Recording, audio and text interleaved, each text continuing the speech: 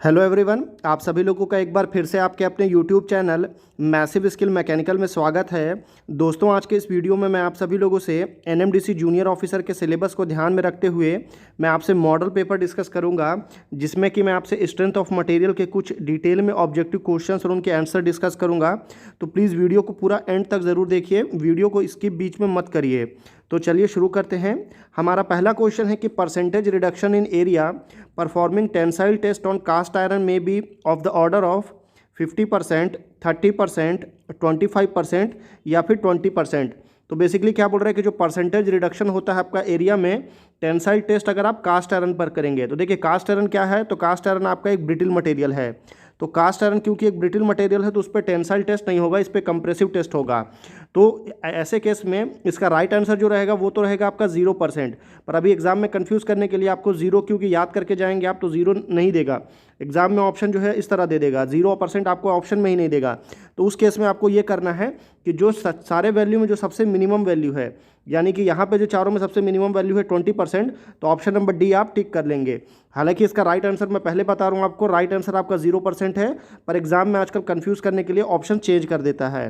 तो चलिए देखते हैं अगला क्वेश्चन कि hollow shaft of same cross section area as compare to solid shaft transmit same torque, less torque, more torque या फिर अनप्रिडिक्टेबल। तो देखिए, बेसिकली बोल रहा है कि आपके पास एक शाफ्ट है जो कि अंदर से हॉलो है, ठीक है, ये आपका हॉलो शाफ्ट है, और एक आपके पास में दूसरा शाफ्ट है। दूसरा शाफ्ट क्या है, तो दूसरा शाफ्ट आपका पूरी तरह से सॉलिड है, यानी कि अंदर में पूरा भरा हुआ है। तो हॉलो शाफ्ट जो है वो क्या करेगा, तो वो आपका ज़्यादा टॉर्क जो है वो ट्रांसफ़र करेगा। तो मोर टॉर्क ऑप्शन नंबर सी जो है वो आपका करेक्ट आंसर होगा। अगर आपको इस वीडियो का फ्री में पीडीएफ चाहिए और अगर आप हमारे वेबसाइट पर विजिट करना चाहते हैं तो दोनों का लिंक इसी वीडियो के डिस्क्रिप्शन बॉक्स में दिया गया है, जाकर विजिट कर सकते हैं। अगला क्वेश्चन देखते हैं कि steel bar of 5 mm is heated from 25 degree centigrade to 45 degree centigrade and it is free to expand. The bar will be induce no stress, shear stress, tensile stress या फिर compressive stress. देखिए, इस question में ही इसका answer दिया गया है, आप क्वेश्चन को ध्यान से समझिए। एक स्टील बार दे रहा है, बार मतलब होता है रॉड, रॉड का डायमेंशन कुछ इस तरह है। मान लीजिए आपका ये एक रॉड है और रॉड को अगर आप हीट करना है, 5 mm का रॉड है ये, इसका थिकनेस 5 mm है, 25 डिग्री से 45 डिग्री, ठीक है। मान लीजिए आप इसको नीचे हीटर लगा करके आप इसको हीट कर रहे हैं 25 डिग्री टू 45 डिग्री पे, ठीक है। हीट करने के बाद में क्या बोल रहा है, and it is free to expand. जब भी ये फ्री टू एक्सपांड होगा, यानी कि वो आपका इधर भी एक्सपांड हो सकता है और इधर भी एक्सपांड हो सकता है। तो जब भी आपका फ्री टू एक्सपांड रहेगा तो आपका स्ट्रेस नहीं लगेगा।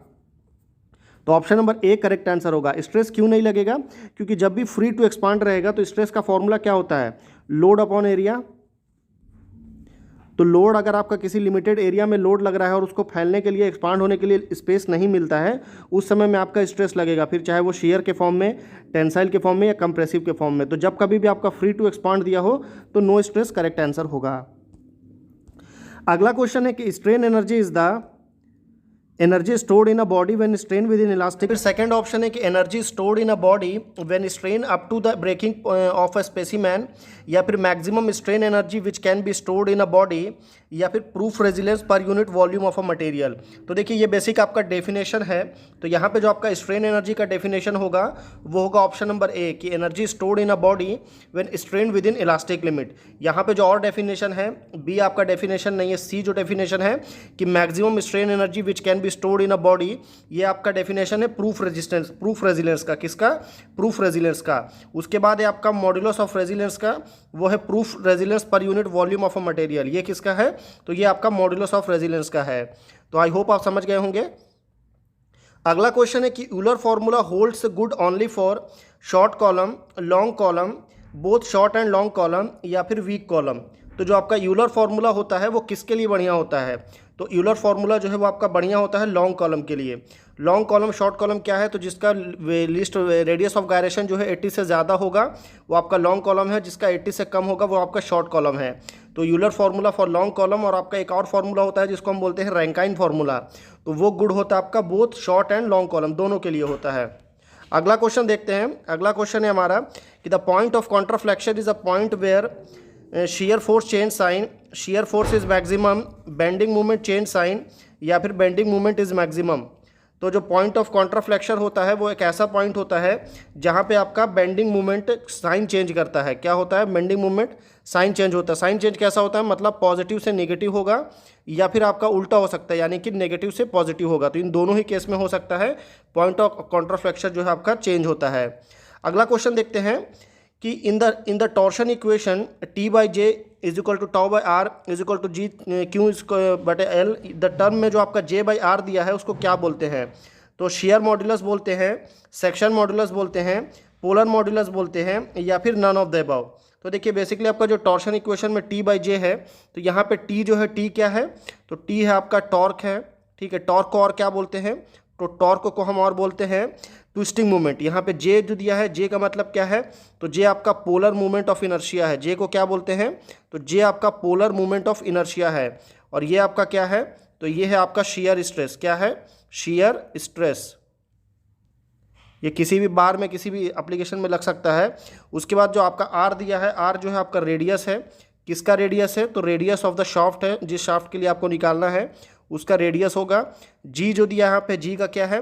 तो जी आपका मॉडुलस ऑफ रिजिडिटी है, ठीक है। क्या है? Modulus of rigidity. याद रखिएगा, शेयर स्ट्रेस से आता है ये। और ये थीटा वाले जो वैल्यू दी है ये आपका क्या है? तो इसकी वैल्यू जो है आपका एंगल ऑफ ट्विस्ट बोलते हैं। इसको क्या बोलते हैं? Angle of twist. ये जो टर्म है इसको भी याद रखिएगा। और एल जो है आपका लेंथ ऑफ अ बीम या लेंथ ऑफ अ शाफ्ट है। तो यहाँ पे जो आपका बेसिकली टी बाई जे जो दिया है, तो टी बाई जे जो है वो है आपका पोलर मॉड्यूलस, ठीक है। जे बाई आर पूछा है, J by R is equal to polar modulus. अगला क्वेश्चन देखते हैं कि the stress induced in a body due to sudden applied load compare to when it is applied gradually, that is called same, half, double या फिर 4 times. तो basically बोल रहा है आपके पास में कोई एक बॉडी है जिसपे आप ग्रेजुअली यानी कि धीरे धीरे आप लोड अप्लाई कर रहे हो, उस समय जो स्ट्रेस जनरेट होगा, और उसके बाद में सडनली में क्या होता है? अचानक से लोड अप्लाई करते हैं। तो जब कभी भी हम सडनली लोड अप्लाई करते हैं तो आपका जो स्ट्रेस होता है वो डबल हो जाता है। कितना हो जाता है? 2x हो जाता है, यानी कि 2 गुना हो जाता है। अगला क्वेश्चन देखते हैं कि rivets are used for permanent fastening, temporary fastening, semi permanent fastening या फिर नन ऑफ दिस। तो रिवेट जो है आपका, रिवेट जॉइंट हो गया। उसके बाद में आपका आता है एक और इम्पॉर्टेंट, और वो होता है वेल्डिंग, ठीक है। रिवेटिंग, वेल्डिंग या बेवेलिंग, ये सारा जो है आपका परमानेंट फास्टिंग में आता है। और यहाँ पे आया आपका टेम्परेरी। तो टेम्परेरी में कौन सा यूज़ होता है? तो टेम्परेरी में आपका nut and bolt arrangement use होता है। कौन सा arrangement? Nut and bolt arrangement. अगला क्वेश्चन देखते हैं। अगला क्वेश्चन है कि the relationship between the equivalent length and the actual length of a column for both end fixed, that is L is equal to L by 2, L is equal to L under root 2, L is equal to L या फिर L is equal to 2L। तो यहाँ पे जो question बोला है कि both and fixed, ठीक है। तो बोथ एंड फिक्स्ड के लिए क्या है? तो बोथ एंड फिक्स्ड के लिए है L is equal to L by 2। यहाँ पे अगर आपको बोथ एंड हिंज बोल दें तो बोथ एंड हिंज के लिए होता है L is equal to L by L, ठीक है, स्मॉल एल। ये बोथ एंड हिंज के लिए है।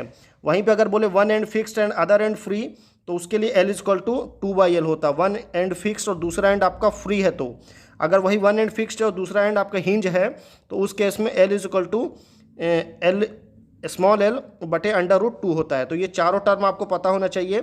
4 टर्म होता है, बोथ एंड फिक्स्ड होता है, बोथ एंड हिंज होता है, one and fixed and one and free होता है, और वन एंड फिक्स्ड और दूसरा एंड हिंज होता है।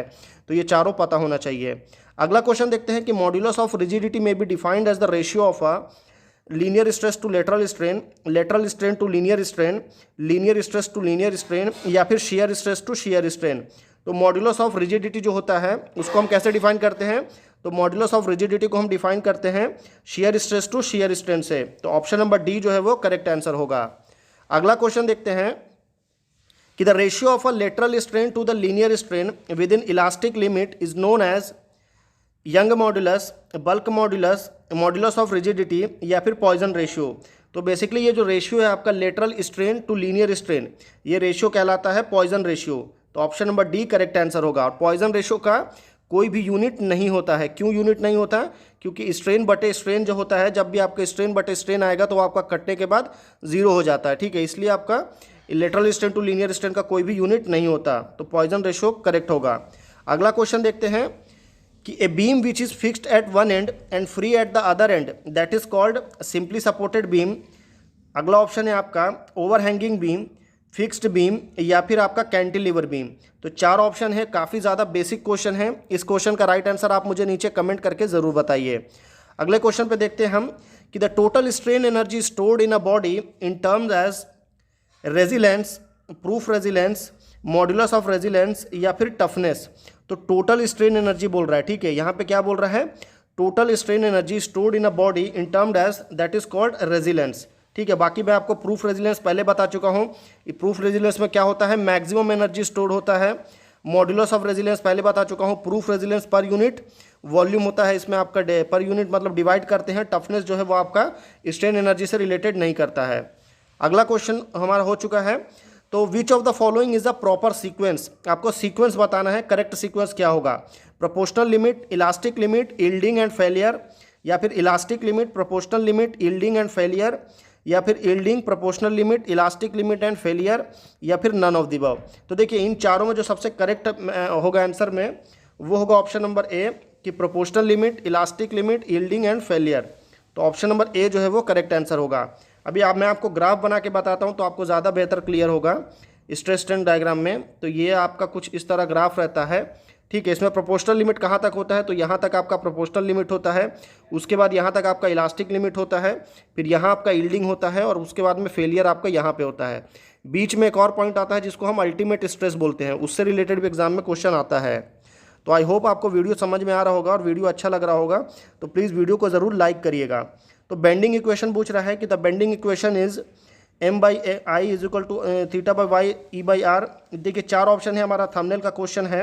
तो देखिए इन चारों ऑप्शन में जो आपका बेंडिंग इक्वेशन है वो कौन सा है, तो वो है आपका ऑप्शन नंबर ए। ये वाला ऑप्शन नंबर बी जो है वो क्या है, और ऑप्शन नंबर सी जो है वो कौन सा है। आपको पता है तो नहीं, आप मुझे नीचे कमेंट करके बता सकते हैं। आई होप आपको वीडियो अच्छा लगा। अगर आपको वीडियो अच्छा लगा तो प्लीज़ वीडियो को लाइक करिए, चैनल को सब्सक्राइब करके बेल आइकन प्रेस करिए, ताकि आप आने वाले एक भी इंपॉर्टेंट वीडियो की नोटिफिकेशन आप मिस ना करें।